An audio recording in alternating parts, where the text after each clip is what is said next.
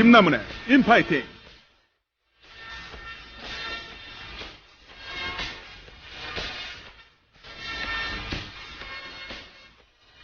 여러분, 점심 식사하신 뒤에 자기도 모르게 몸과 마음이 조금 풀어지는 느낌이 들 때가 있을 겁니다. 요즘처럼 겨울로 넘어가는 시기에는 바로 그런 때 감기 걸리기 쉽다고 하니까 조금 노곤하시더라도 몸과 마음, 키, 코도 잘 추스르시기 바랍니다.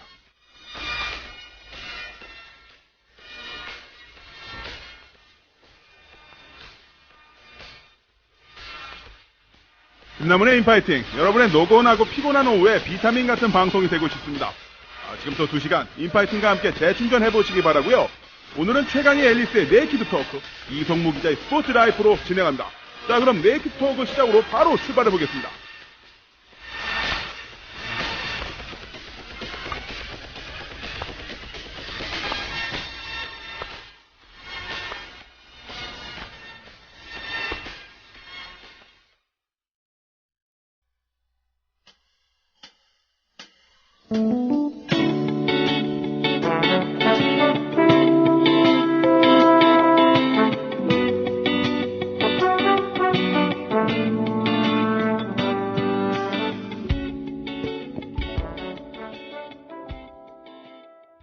남성 여러분, 값비싼 옷을 입어도 폼이 안 나고 운동할 시간은 없으시다고요?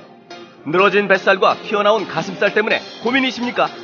입는 순간 경험하시게 될 서프라이즈! 바디뷰 프리미엄은 고가의 스포츠웨어에 쓰이는 아쿠아엑스 원사를 사용, 최첨단 공법으로 탁월한 보정력과 신축성, 가공할 흡수력을 겸비했습니다.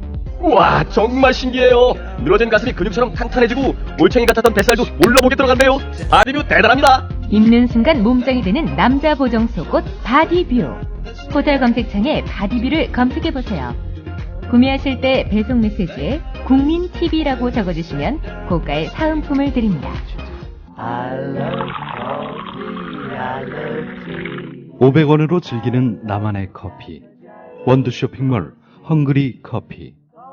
최정상급 로스터가 1년 이하 최고급 뉴크롭 생두를 로스팅해 즉시 배송해드립니다. 대량 구매 시 가격이 할인됩니다. 검색창에 헝그리 커피를 검색하세요. 헝그리커피.com. 헝그리 커피에서 원두를 구매하시는 분들께는 차량용 국민TV 스티커 2매를 함께 보내드립니다.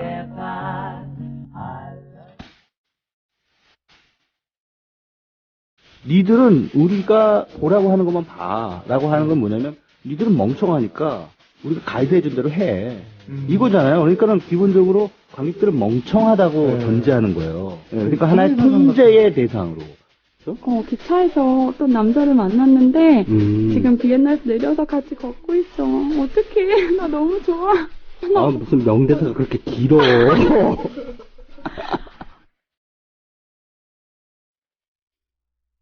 최강희 앨리스의 네이키드 토크. 와, 정말 수요일에 많은 분들이 이 코너를 기다리고 계십니다. 근데 오늘의 첫 곡이 바로 브라운 아이드 소울의 그대 떠난 뒤였는데 약간은 뭐랄까 소울 하면서도 블루스 하면서도 재즈 하면서도 뭔가 느끼한 느낌이 있었는데 바로 그 뒤에 왕김치 광고가 나오니까 괜찮았어요. 입안이 좀 이렇게 상쾌하게 씻겨지는 듯한 그 소울의 약간 그 느끼한 감각이 없어지면서 김치로 입을 씻어낸 듯한 느낌이 있었는데 요즘에는 이렇게 그 가요들 들으면은 이 뭐 R&B라든가 소울 창법이 많이 유행하고 있잖아요. 네. 아이돌 아니면 그쪽인 것 같아요. 제가 보기에는. 근데 이렇게 울어 전부. 근데 5, 6년 전에는 더 심했죠. 그때는 그야말로 대한민국이 텍사스 목장인 줄 알았어요. 다 저 소몰이 하면서 뭐 이런 거. 예. 정말 Don't go! 뭐 이런 거. 예? Don't go. Don't go. 야, 우리 최강희 씨가 대한민국 그 어느 방송에서도 이런 모습 보이지 않습니다. 오직 국민TV 김남은의 인파이팅 네이키드 토크에서만 정말 본인의 그 뭐랄까 맨살을 그대로 노출하고 계시고요. 한 주 동안 별일 없으셨죠? 네, 별일이 있었는지 없었는지도 기억이 안 나네요. 하루하루 때우면서 살다 보니까. 네. 계속 돌려막기 하시면서. 예, 뭘 했는지, 지난 일주일 동안 뭘 하면서 달려왔는지, 지금, 가만히 그 노래 나가는 동안 생각해봤는데 머릿속이 백지처럼 하얘하면서 아무것도 생각이 안 나요. 그러니까 별로 이렇게 유익하게 못 보냈다는 얘기겠죠. 그렇겠죠. 백지장 하면 또 우리 앨리스 씨의 그 얼굴이 떠오르는데 피부가 정말 하얘서요. 화장을 했거든요. 화장을 대체 어떻게 하시는 겁니까? 두텁게. 두텁게. 네. 단단하게. 시간은 얼마 정도 걸리세요, 대체? 그렇지 않고요. 저는 화장을 많이 하는 편은 아닌데. 많이 하는 건 아닌 것 같은데. 단단하게 두텁게 빨리 해요.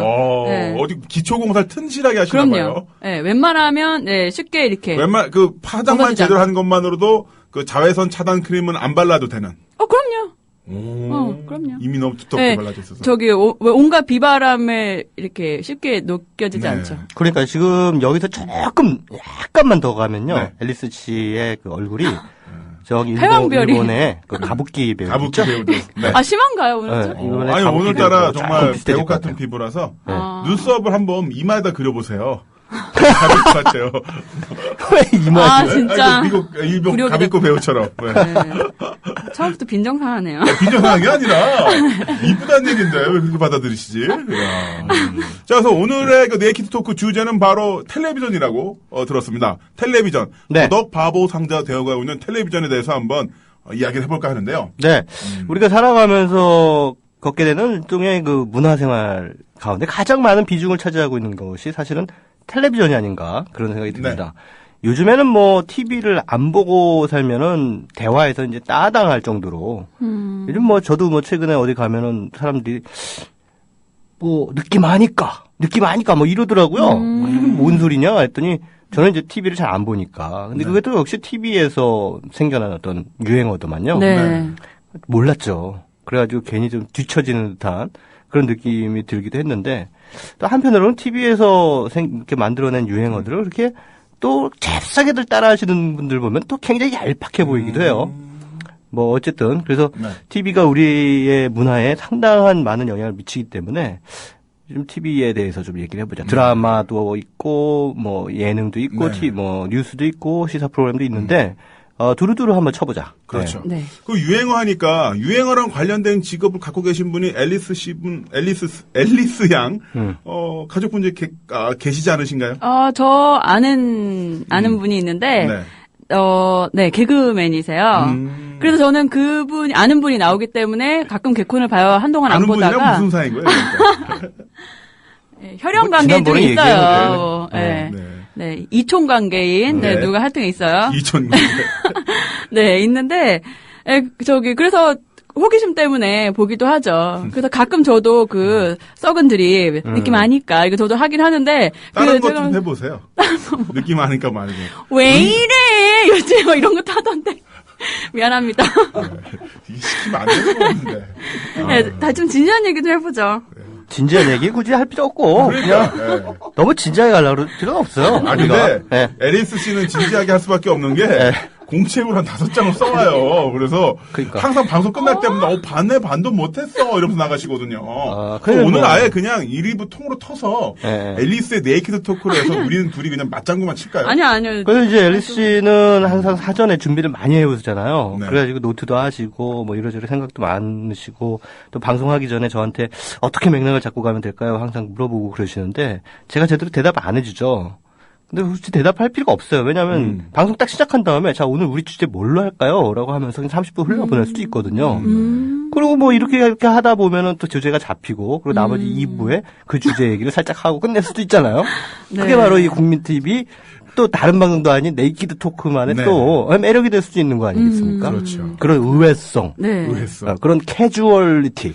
왠지 모르게 그 방송 시작 5분 전에 오는 게스트 자신을 번호하기 위해서 최후 변론하는 것 같은데. 아니, 프로페셔널이니까 가능하죠. 저런 여유가. 게시판에도 국민바라기님께서 최강의 평론가님은 손바닥 TV 때도 대단하셨죠. 특히 김태훈의 디스맨 라이프에서 대활약. 이렇게 해주셨어요. 이분은 기억하시는군요. 저희가 거기서, 굉장히 충격적인, 사회적으로 좀 무리를 일으킬 만한 행동을 많이 했어요. 일단 바로 그 앞전에 제가 나왔거든요. 제가 나오고, 제가 나오면서 최강희 씨가 등장하시고 그러셨었는데, 이상하게 그런 게 있습니다. 최강희 평론가가 어떤 해당 프로에서 많은 어떤 주목을 받게 되면 그 프로 자체가 폐지가 되는 거예요. 근데 손바닥 TV 아예 망했어요. 그치. 회사가 없어졌어요. 그렇죠. 네. 그래서 우리 국민 TV도 좀 조심해야 됩니다. 그래서 데스노트가 될 수 있어요. 내가 근데 손바닥 TV에 출연해서 아는데 손바닥 TV가 왜 망했는지 알아요.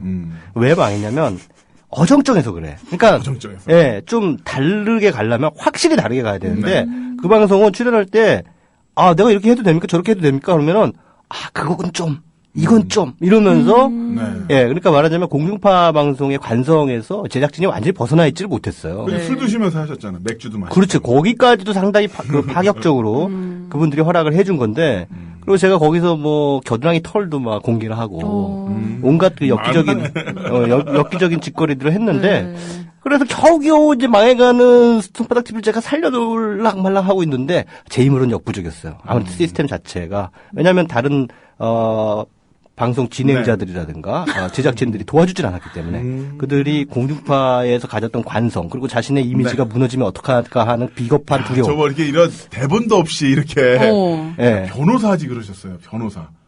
진짜 승률 100%. 잘 나가고 있었는데. 아무튼 그런 것들 때문에 손바닥 TV가 제대로 성공하지 못했다. 저는 그렇게 분석을 하는데 결국은 이제 그러나 공중파에서 완전히 차별화되는 그런 방송을 추구하지 못했다는 거죠. 그래서 그러면 공중파적 관성이란 무엇인가 또 자연스럽게 오늘의 주제하고 연관이 되네요. 네. 그 공중파 텔레비전에 대해서 트위터나 페이스북을 보다 보면 사람들 대부분이 한 이야기하는 게 80년대 후반으로 돌아간 것 같다. 요즘에 텔레비전 분위기가 전부 다. 예를 들어서 중간에 나오는 뭐 공익 광고라든가 이런 캠페인성 광고는 뭐 사실 눈 뜨고 보기 힘든 정도고요. 제가 어저께 본 거는 지금까지 우리 민족은 서양 문화에 길들여져 왔었습니다. 그러나 이제 우리가 드디어 세계를 지배합니다. 이러면서 싸이의 강남스타일이 나오면서 파리에서 싸이의 강남스타일에 맞춰서 사람들이 그 춤을 추는 거 보면서 이제 한국은 문화 강국 뭐 이렇게 나오는 거여서 아니 잠깐만. 일단은 뭐 4대 서양 문화에 우리가 뭐 이렇게 편중된 편식 뭐 이해를 하겠는데 그 반대편에 있는 게 싸이의 강남 스타일?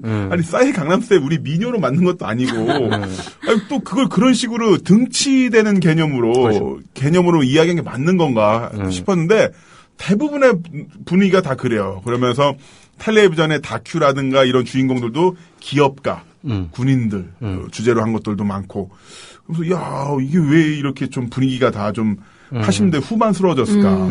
어떤 하나의 어떤 총체적인 목표를 위해서 모두 다 총력 진군하자. 이런 분위기 흘러간 듯한.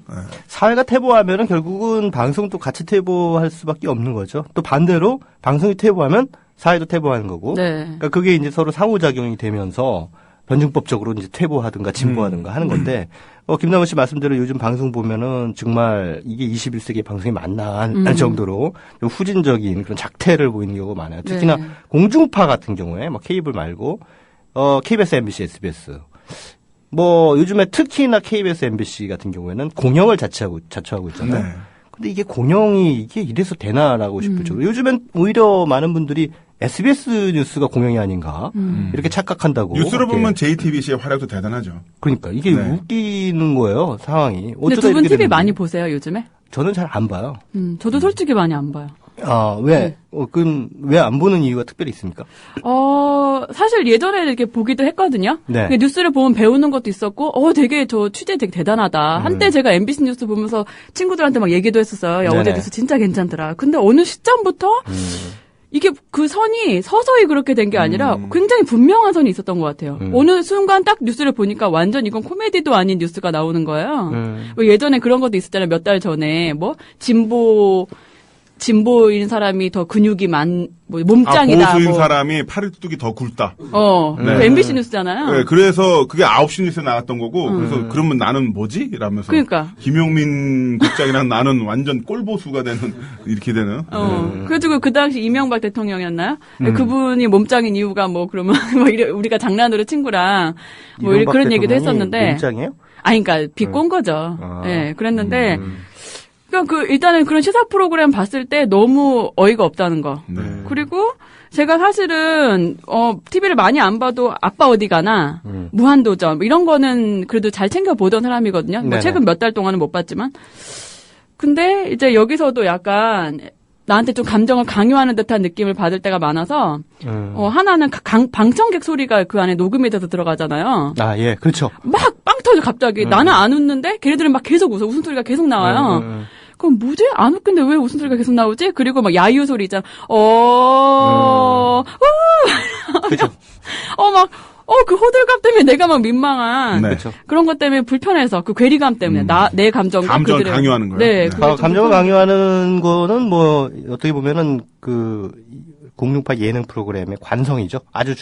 굉장히 오래된 관성이 아니겠습니까? 네.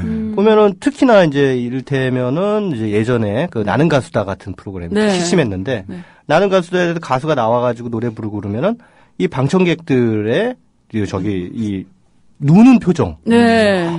누가 유명 가수가 나와. 얼마 전에 걸렸어요. 관객 중에 한 명이 눈에 물약 넣고 우는 거 잡혀가지고 걸렸어요. 또 그런 것도 있었잖아요. 무리를 빚은 게 다른 가수가 불렀을 때 울었던 장면을 다른 쪽에다가 다른 가수에게 붙인 거잖아요. 편집을 해가지고. 그런 식으로 이제 나중에 촬영한 거를 나중에 이제 순서를 뒤바꿔가지고 촬영할 때 VJ가 돌아다니면서 관객 표정만 잡거든요. 네네. 그래서 이제 딱 미리 간을 봐요. 일단 나 같은 사람은 안 잡아요. 이게 40대, 50대 남성보다는 뭔가 감수성이 예민할 것 같은 여자 그리고 뭔가 사연이 있을 것 같은 얼굴 갖고 있는 사람들을 미리 찾은 다음에 이제 그분한테 이제 카메라를 들이대고 있는 거죠. 그래서 이제 언젠가 터지거든. 그때 그 장면을 딱 뽑아서 딱 쓰는 거죠. 그러니까. 그래서 제가 예전에 나는 가수다라는 프로그램 할 때, 한번 세봤어요. 네. 그 리액션 샷을 얼마나 쓰느냐. 한 가수가 부를 때 리액션 컷이 얼마나 나오느냐. 네. 그거를 할 일 없이 한번 세본 적이 있습니다. 정말 할 일 없어요. 예. 그랬더니 가수가 한 곡 부르는 동안 대기실에 있는 동료 가수와 그 다음에 방청석에 앉아있는 관객들을 비추는 횟수가 40회가 넘었습니다. 40회가 넘었고, 그 중에 20회는 눈 쪽으로 클로즈업 합니다. 눈물이 글썽글썽하거나 아니면, 하고 감탄하고 있는 모습을 보여주고 있는 것이죠. 그런데 그 비슷한 시간에 했던 KBS의 열린 음악회를 봤습니다. 그래서 역시나 한 가수가 노래를 부르는 동안 몇 번의 리액션이 오나 세봤습니다. 세봤더니 약 10여 차례. 근데 그 10여 차례의 리액션도 보면은 이를테면은 마스트샷이라든가 기껏 많이 들어가 봤죠. 그러면 투샷, 쓰리샷이 많았습니다. 그러니까 원샷은 별로 많지 않았어요. 그러니까 그거는 왜냐하면 감정을 강요할 필요가 없다는 거죠. 그냥 노래에 집중해야 되기 때문에 리액션샷을 많이 쓰지 않는데 나는 가수다 같은 경우에는 그 가수가 부른 노래보다는 이 가수가 얼마나 지금 우리에게 감동을 주고 있는가 이것을 시청자들에게 계속 각인시켜야 되기 때문에 유도를 하는 거죠. 계속 그런 샷을. 뇌수술이죠. 네네. 머리 열고서 감동받아 하면. 그리고, 그러면 좋아. 그렇게 해가지고 억지로 감동 주는 것까지는 좋은데, 거기서 끝내라는 거지. 근데 거기다 또 자막까지 집어넣어요. 맞아요. 그래서 너 여기서 감동 안 받으면 넌 바보다라는 식으로, 감동. 엄청난 노래 솜씨. 활력. 쥐들이 논평을 해버려. 맞아. 그러면은 사람들은, 시청자들은 그걸 보면서 자연스럽게 연출자가 이 끌어가는 대로 감정을 갖게 된다는 거죠. 그러니까 주체적으로 내가 거기에 대해서 감동을 받아가지고 어떤 주체적인 느낌을 갖는 게 아니라 연출자가 유도하는 방향으로 내 감각과 내 감정이 끌려간다는 얘기예요. 그럼 완전 시청자를 병신 죄송합니다. 로 취급하는 거잖아. 그러니까는 이건 되게 기분이 나쁜 거지. 예능에서 어떤 감동의 코드를 강요하는 것도 있습니다만은 저는 가장 기본적인 텔레비전이 갖고 있는 속성이 뭐냐면은 대리 만족에 너무 익숙해지는 것 같아요.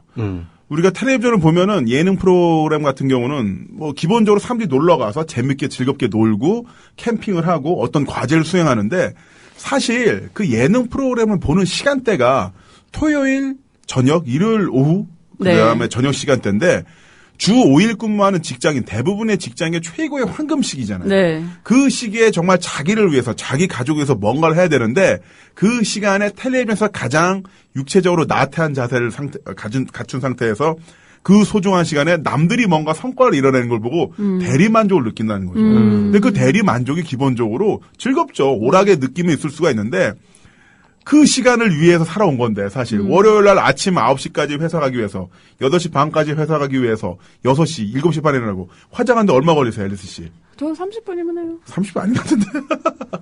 예. 그렇죠. 죄송합니다. 지금 표정이 검기가 저기 사무라이 검기에 칼을 들고 있는 줄 알았어. 죄송해요. 이런 분이셨군요. 그래서 시간 오래 걸리잖아요. 네, 그렇게 생활을 투자를 해가지고 토요일과 일요일에 그 여유 시간대를 만든 건데 그 여유 시간대에 결국 다른 사람들이 고액의 출연을 받는 연예인들이 하는 어떤 하나의 소극을 보면서 대리만족을 느낀다는 거. 결국은 재밌게 노는 것도 내가 직접 노는 게 아니라 남들이 재밌게 노는 걸 보고 재밌다라고 대리만족한다는 거. 저는 그게 제일 문제가 되는 것 같아요. 네네. 그 시간대에 정말 나를 위해서 써야 되는 건데. 그래서 그 버라이어티 쇼라든가 이런 거 보면은 연예인들이 보면 이렇게 팡팡 뜨죠.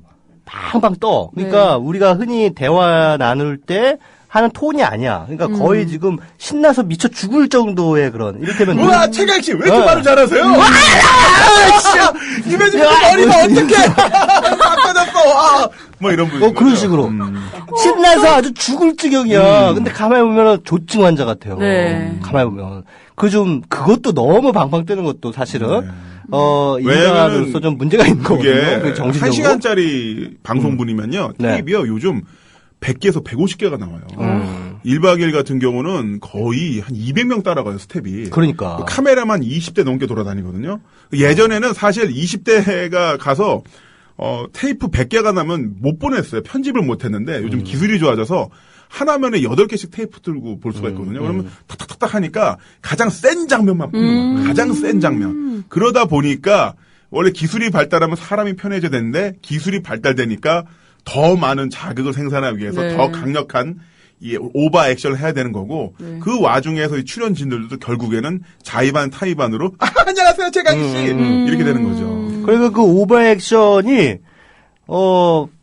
그러니까 평소에도 저런 오버 액션을 하는 건가라는 생각이 들었어요. 그래서 대기실 가면은 일전에 제가 그 방송국에 가서 그 라디오를 출연하러 갔는데 그 대기실에 평소에 버라이어티 쇼에서 정말 방방 뛰는 아이돌 멤버 한 명이 딱 앉아 있는 거예요. 근데 조용조용하게 얘기하고 얼굴이 보면은 남자분이요? 예, 남자분인데 되게 어두워 보이더라고요. 피곤해 보이고. 근데 그런 친구가 버라이어티 쇼만 나오면 이렇게 된단 말이지. 또 그게 일정 때문에 밤 11시에 찍고 그러거든요. 그러니까 최대한 에너지를 비축했다가 그때 다 쏟아붓고 다시 돌아오는 거니까 아까 말씀하신 것처럼 뭐 그분들 스스로의 잘못은 아니긴 합니다만 거기서 이제 정신적으로 힘들어하시는 분들이 굉장히 많아요. 그래서 저는 그분들이 나중에 집에 혼자 가서 씻고 침대에 누울 때 그리고 방송 녹화를 하고 와가지고 어떤 생각이 들까? 나 오늘 뭐 한 거지? 라는 생각이 들지 않을까? 뭔가 좀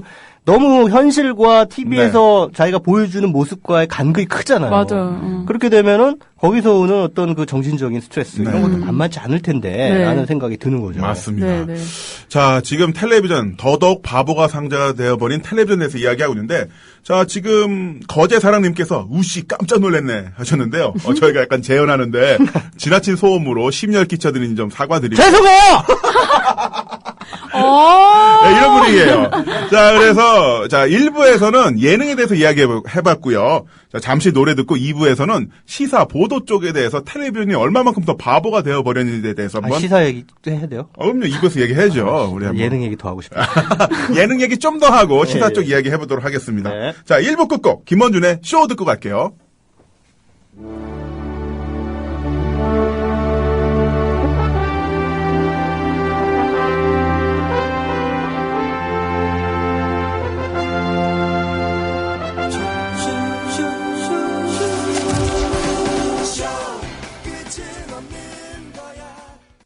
네, 김원준의 쇼 들으셨고요.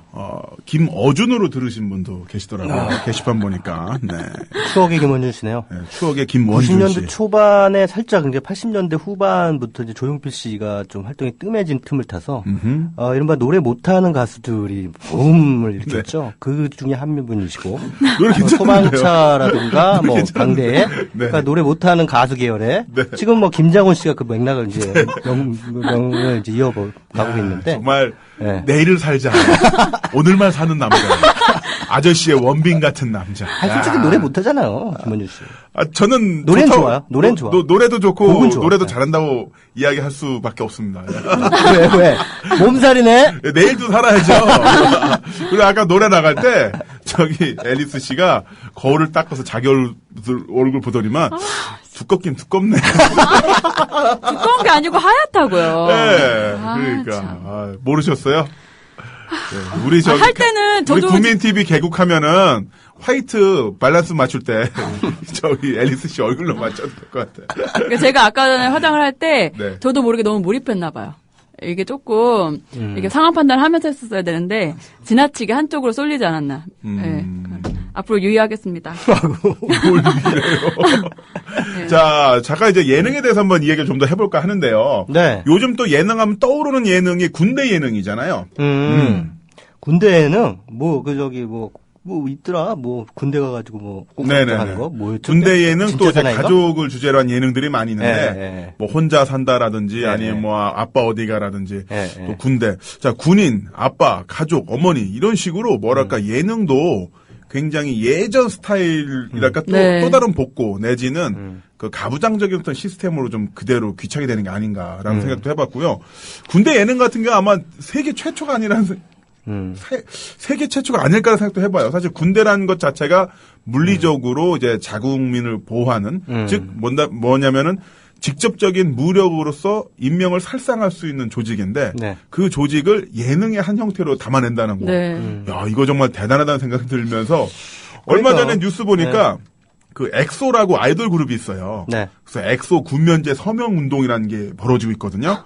그 엑소의 멤버들이 이제 군입대할 나이가 되니까 엑소 몇몇 팬분들께서 일반인들이 대신 가면 되잖아. 왜 우리 오빠가 군대를 가야 되냐 하면서 하신 말씀이 우리 엑소 오빠들 대신 일반인 남자들이 몇 년 더 복무하면 되는 거잖아요.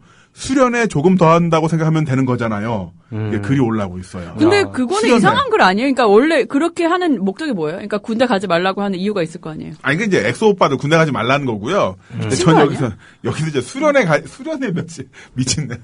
아, 진짜. 아니, 뭐지? 아니, 나도는 다른 이유가 있는 줄 알았어요. 다른, 그거보다 더 큰 이유가 있는 줄 알았는데, 자기가 좋아하는 사람이라고 안 가면, 그럼 나도 내가 좋아하는 연예인들 안 보내고 싶은데. 그렇게 있어요? 하면, 아니, 뭐 있다면. 연하로 좋아하시는구나, 연예인들은. 아니, 있다면. 그래서 뭐냐면 이제 군대 예능 같은 경우에 또 다른 이제 부작용 중이 뭐냐면은 너무 긍정적이고 밝은 면들만 보여주다 보니까 잘 모르시는 분들께서 이제 수련회처럼 생각하는 경우가 있고 또 이제 게시판 보면은 남자들은 좋겠다. 저렇게 군대 가서 놀면서 밥도 먹고 돈도 받으니까 얼마나 좋아. 이런 글들이 올라오더라고요. 그렇죠. 그럼 뭐 사회가 보수화되면 군대래요. TV도 보수화되고 그러다 보니까는 뭐 군이라고 하는 것을 이제 예능의 형태로 담아낸 그런 쇼가 또 인기를 끄는 또 그런 배경이 될 수도 있을 것 같습니다. 군대를 사실 예능의 소재로 담지 말라는 법은 없죠. 담을 수도 있겠지만 어떻게 보면은 그런 쇼를 하는 의도가 과연 무엇인가에 대해서 좀 짚어볼 필요는 있다는 거죠. 그러니까 지금 이제 군대에 가는 사람들, 우리나라는 의무병제도이기 때문에 많은 가는 사람들에 대한 어떤 군에 대한 거부감 이런 것들 좀 희석시키기 위해서 그런 프로그램을 할 수도 있을 것 같습니다만은 한편으로는 또 그 군사 문화라는 것에 대한 우리 사회의 지나친 융통성을 좀 이렇게 만들어주는 군사 문화가 자연스럽게 하게 만드는 그런 부작용도 어느 정도 그 부작용이 가장 저도 걱정이 되는 건데요. 군대를 예능의 소재로 삼지 마라 그런 것보다도 이제 군사 문화, 군대 문화라는 게 기본적으로 그 사나이다움과는 아무런 관련이 없죠. 자기보다 강한 상사에게는 무조건 복종하고 자기보다 못한 부하에게 하급자에게는 언제든 내가 권력으로서 찍어 누를 수 있는 그게 바로 어떻게 보면 대한민국 군사 문화의 핵심인데.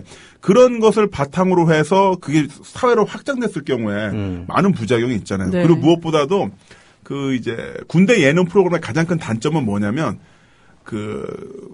잘생기고 멋진 배우들, 출연자들 또는 코믹한 배우들이 나와서 매주마다 새로운 미션을 통과하면서 자신들의 남자다움을 뽐내잖아요.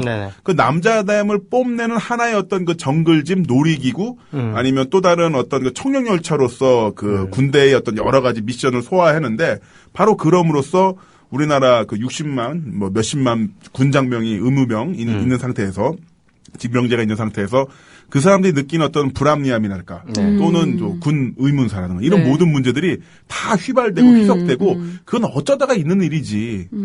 지금 저렇게 멋진 남자들 모여서 멋진 전우회로서 정말 저렇게 모든 임무를 월등하게 잘 해나가는데 그렇지 못한 사람들은 뭔가 문제 있는 거 아니야? 라는 의식이 은연중에 퍼지는 것도 이제 문제라고 보는 거죠. 네. 또 갑자기 생각나는 게 저희 엄마가 최근에 TV를 군대 가래요? 아니. 웃어야 되는 거야? 아니, 저희 엄마가 집에 오시면 TV를 틀어놓고 주무시는 거예요. 사실 좀 걱정이 됐었거든요. 근데 왜 그렇게 하냐고 물어봤더니 엄마가 그렇게 얘기하시더라고요. 바깥에서 일하고 막 이것저것 신경 쓰고 되게 머리가 복잡하대요. 복잡한데 일단 TV를 틀어놔야 아무 생각이 안 든대요. 근데 아까 그게 최강희 씨가 말씀하신 거기서 이제 어떤 정보를 계속 그냥 주니까 우리는 그냥 아무 생각 없이 받기만 하면 되잖아요. 웃으라 그러면 웃고 울라 그러면 울고 이러면 되니까. 그래서 심플해서 자기 위해서 TV를 본다 이렇게도 얘기를 하시더라고요. 그러니까 그 얘기 하니까는 또 그 생각이 나는데 소위 말하는 막장 드라마 있잖아요. 네. 대한민국에 미친 사람들은 다 그 드라마 막장 드라마 안에 있잖아요. 네. 그래서 레이저도 나가는 춤도 있어요. 제정신으로는 뭐 살 수 없는 그리고 뭐 스토리가 막 배가 산으로 가는 스토리가 막 된다든가. 최근에 뭐 그런 막장 드라마 뭐가 있지? 뭐 TV를 잘 안 보니까 언뜻 떠오르진 않는데. 임성원 작가님이 임성원 작가 그분은 막장의 지존이시잖아요. 지금 하고 계세요. 하고 계신데. 그거 뭐였지? 오로라 공주인가? 오로라 공주가 지금 하고 계세요. 오로라 공주. 제 친구가 그 오로라 공주를 자주 본대요. 그래서 그 재밌냐고 이렇게 물어봤더니 어처구니가 없어서 봐 그러는 거예요. 오늘은 또 얼마나 어처구니 없는 상황으로 가나. 근데 어느 날은 그냥 보다가 채널을 돌리더라고요. 그래서 왜 돌리냐 그랬더니 레이저가 안 나오네. 눈에서 레이저 정도 나와줘야 되는데 그게 안 나오네. 예전에 한번 나왔어요. 그래요? 눈에서 레이저 한번 나왔어요. 임성원 작가님 드라마에서. 네. 아무튼 뭐 그런 거가 있는데 어쨌든 그 막장 드라마가 굉장히 또 보면은 사람들이 욕을 하잖아요. 욕을 하면서도 시청률은 굉장히 잘 나와요. 그러니까 그렇기 때문에 사실은 막장으로 가는 거거든. 막장으로 가면 갈수록 사람들의 욕도 많이 듣지만 시청률도 그만큼 올라가는 거예요. 이게 굉장히 아이러니한 현상인데 그래서 이제 최근에 제가 예전에 그 대학원 다닐 때 여론조사를 한번 해본 적이 있었어요. 가장 재밌게 보는 드라마가 뭡니까? 그렇게 해봤더니, 소위 막장이라고 하는, 주로 이제 일일 드라마가 그 막장 쪽으로 많이 가죠. 네. 일일 드라마는 그 순위가 하위권으로 나왔어요. 재미없다. 그리고 굉장히 안 좋게. 그러니까 네거티브한 대답들이 많이 나왔어요. 근데 시청률은 탑이라는 거지. 그래서 왜 그러면 그걸 보느냐 했더니, 그 시청 이유에 대해서 물어봤어요. 그랬더니, 습관적으로라고 하는 대답이 가장 많이 나왔습니다. 뭐지? 그러니까 그냥 습관적으로 틀어놓고 보고 있는 거죠. 멍하니. 자극을 주니까? 네, 습관적 시청이 그 막장 드라마를 시청하는 가장 큰 이유였습니다. 그러니까 그런 거 익숙해지면 조금 잔잔한 스토리나 좀 더 리얼리티가 살아있는 드라마를 했을 때는 자극을 그만큼 못 받으니까 재미를 못 느끼는 거겠네요. 그러게도 이제 소수 매니아들의 여러 같은 찬사는 받을지언정 시청률은 바닥을 기게 되죠. 네. 그러니까 이게 사실 우리 문화의 그 현실이라는 거죠.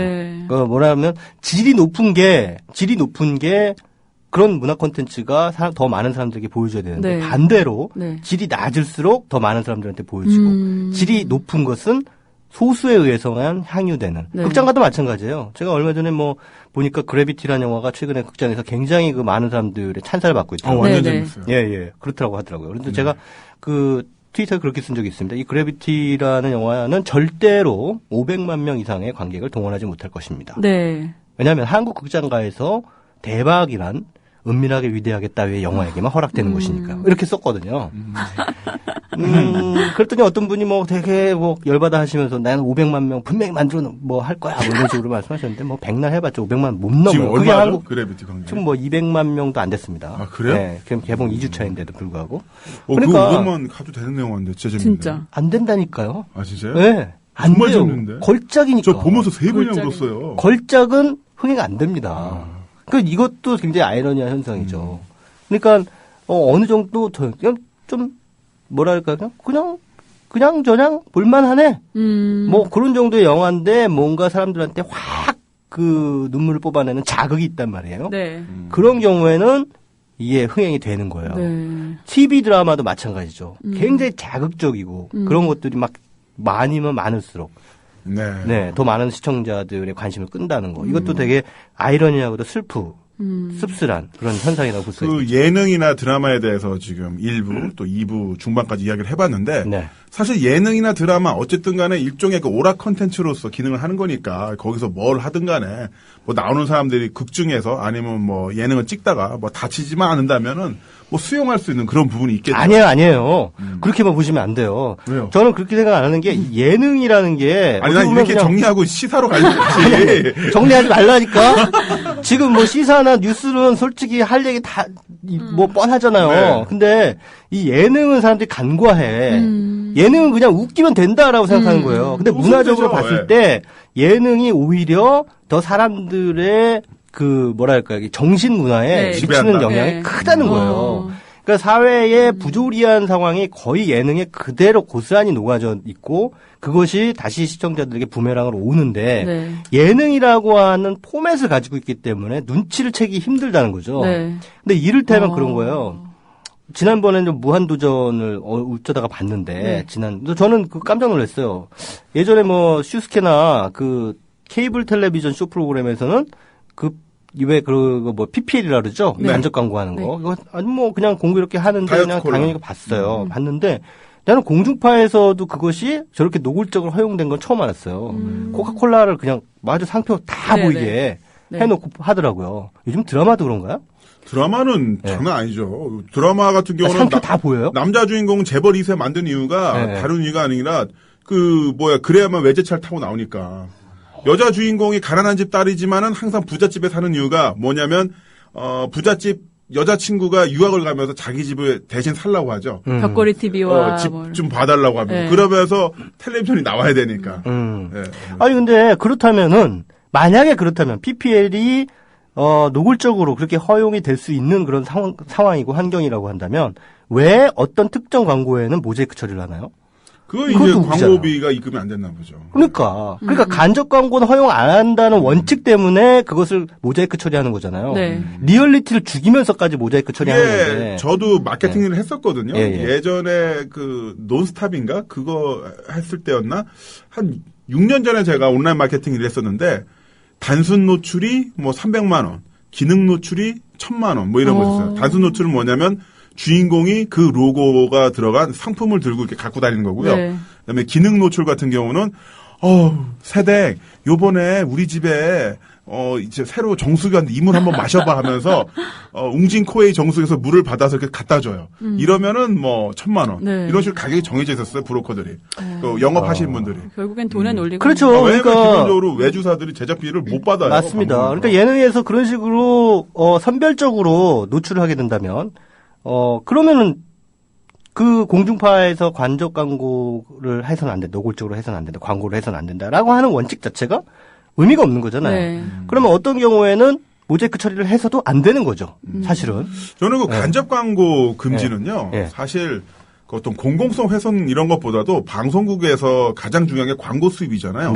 광고 수입이 자신들이 통제 불가능한 범위로 이제 광고가 유입되는 것을 방지하기 위해서 만들어 놓은 것이기 때문에 만약에 그런 부분에서 그게 좀 해결이 된다 어떤 형태로든 간에 이 컨트롤이 되는 상황이라면 아마 이런 은밀하게 이렇게 허용이 되는 게 아닌가. 그러니까 이제 공영성 이런 것보다도 그런 차원에서 하는 것 같고. 그러니까 공영성이나 껍데기라는 거지. 껍데기죠. 결국은 돈에 놀리잖아요. 그거를 공중파에서 그냥 시청자들에게 어떤 건 모자이크하고 어떤 건 안 하고 하면서 이렇게 보여준다는 라디오 거. 대본 같은 건 더 심해요. 라디오에서 보면은 예를 들어서 아이폰은 무조건 얼음폰으로 바꿔서 읽어야 돼요. 왜냐면 아이폰은 이제 간접 광고가 된다고. 근데 대신에 뭐 LG 옵티머스는 읽어도 돼요. 국산이니까. 그것도 웃긴 거예요. 그런데 이를테면은 제가 라디오에서 영화 소개할 때 그 영화의 상영관이 많지가 않아요. 한 7, 8관밖에 안 돼요. 그럼 어디서 볼 수 있습니까? 라고 한다면은 대한극장하고요, 상상 시네마하고요, 이렇게 얘기를 해줘야 되잖아요. 못해요. 왜냐하면 그 극장 광고가 되기 때문에. 근데 결국 뭐 돈 좀 있는 것들은 돈 질러가지고 코카콜라 같은 것들은 그냥 노출이 된단 말이야. 그 예전에 제일 웃겼던 게 그 스티브 잡스 이야기를 하면서 아이폰이라는 이야기를 해야 되잖아요. 근데 아이폰이란 말을 하면 이제 간접 광고가 되니까 하면 안 된대요. 그래서 결국 스티브 잡스 이야기하면서 스마트폰이란 말을 썼는데 아니 스티브 잡스와 스마트폰, 스티브 잡스 아이폰 이게 완전 다른 느낌이잖아요. 네네. 그래서 이거를 아니 이거를 이렇게 하면 되나? 그러면서도 뭐 옵티머스는 이야기도 되고, 네? 그 우리의 나라 해서 그게 굉장히 자의적이에요. 그냥 그때 그냥 요건 될 것 같고 안 될 것 같고 이런 식으로 넘어가니까 아니 이거 그리고 내가 아이폰 이야기한다고 이게 뭐 100대 더 팔리는 것도 아니고 이 스티브 잡스가 이런 걸 만들었고 아이폰에 뭐 핵심 기능 이런 게 있었기 때문에 이런 게 있었다는 걸 이야기해 주는 건데 이걸 말을 못하게 하니까.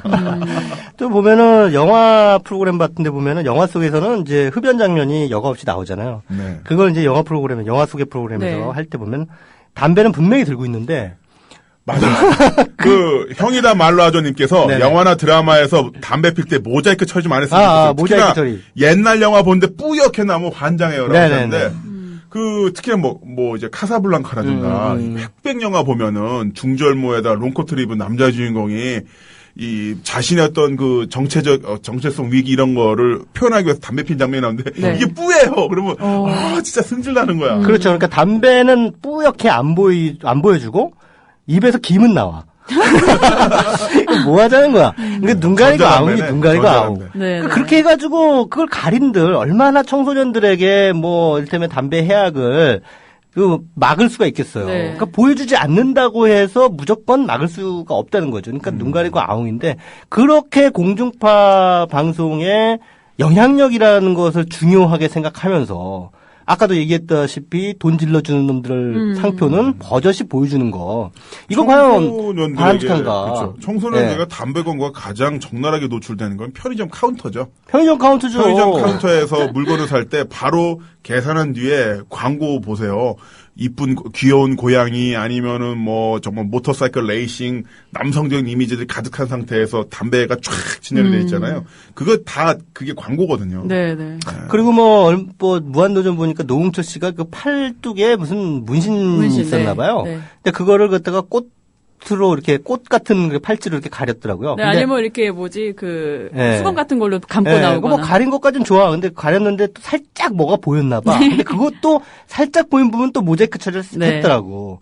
그러니까 이야, 이게 뭐냐. 그 문신 자국 살짝 보이는 게 그게 그렇게 어마어마한 해악을 끼칠까라는 생각을 하게 되면서 그러니까 말하자면 기준 자체가 모호하고 이중적이고 현실과 다르다는 거죠. 우리가 눈만 뜨면 청소년들이 일어나서 편의점만 가도 담배 팔고 많은 아줌마들이 담배 피는데 흡연구역에서 담배 피는 모습을 현실에서 볼 수 없다면 어쩔 수 없지만 TV에서 그걸 가린다고 해서 얼마나 그게 저희가 되겠냐고요. 그러니까 그런 것도 그 TV가 시청자들에게 미치는 이 악영향이라고 하는 부분에 대해서 우리가 조금 더 정치하게 생각을 해봐야 될 부분이 있다는 거죠. 무조건 보면은 TV가 어떻게 보면 더 많은 부분 다른 쪽에서 악영향을 미치거든요. 제가 보기에는. 맞아요. 이를테면 그거예요. 제가 노골적으로 말씀드릴게요.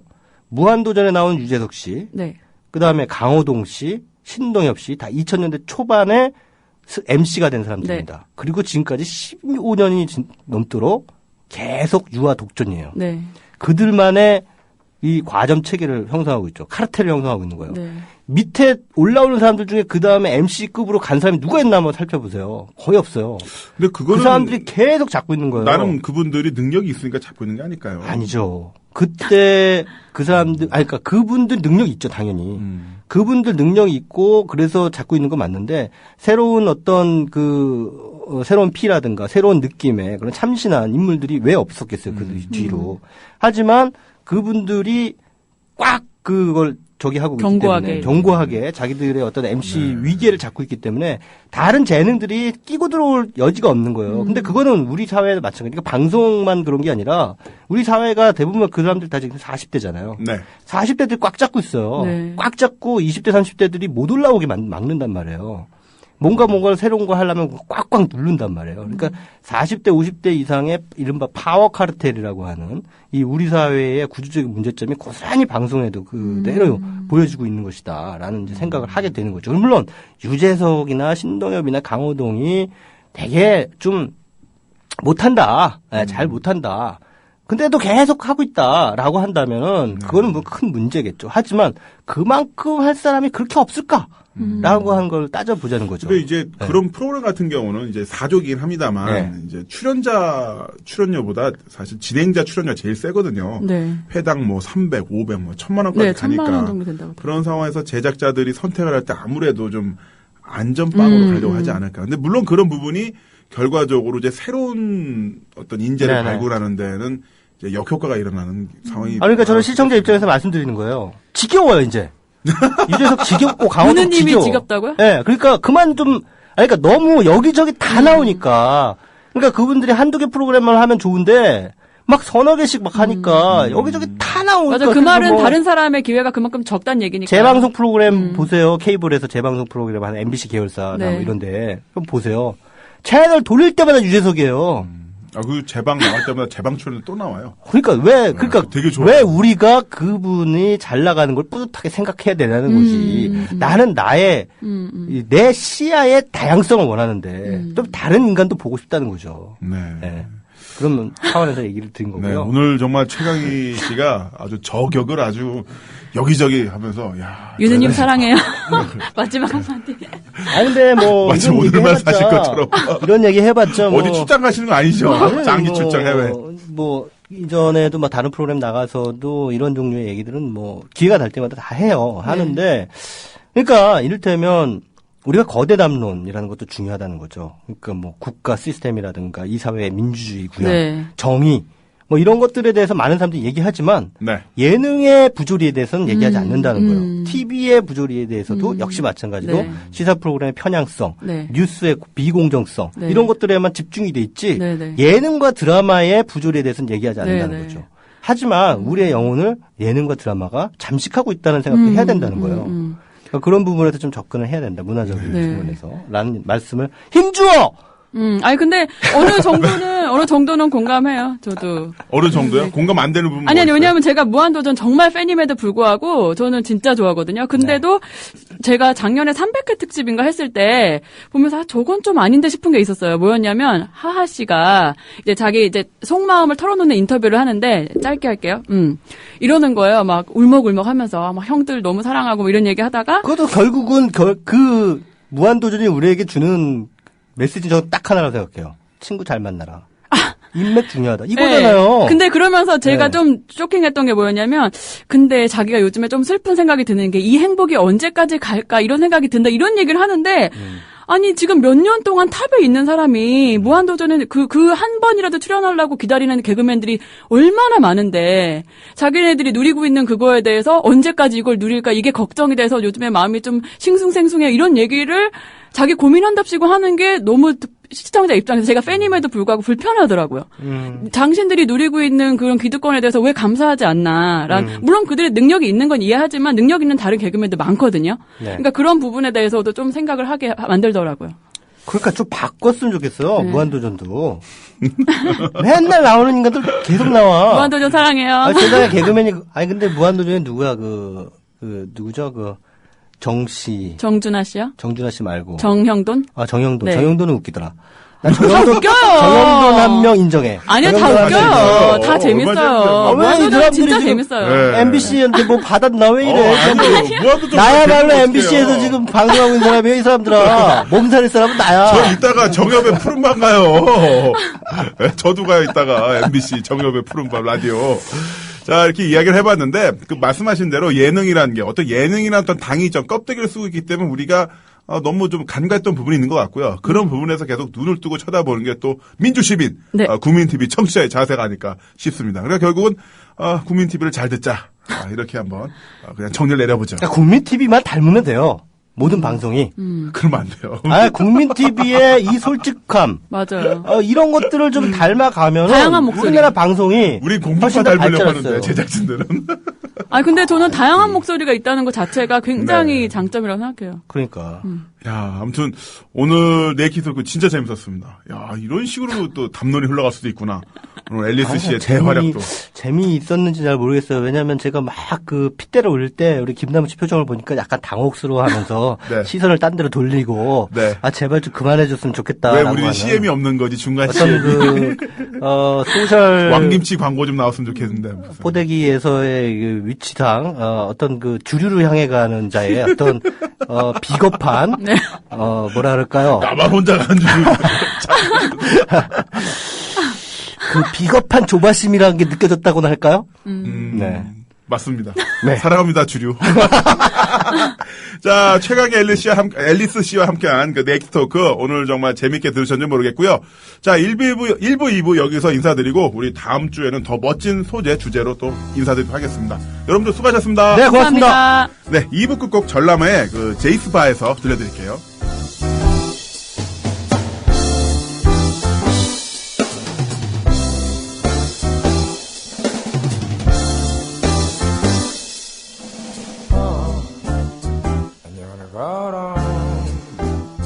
널 같은 길 따라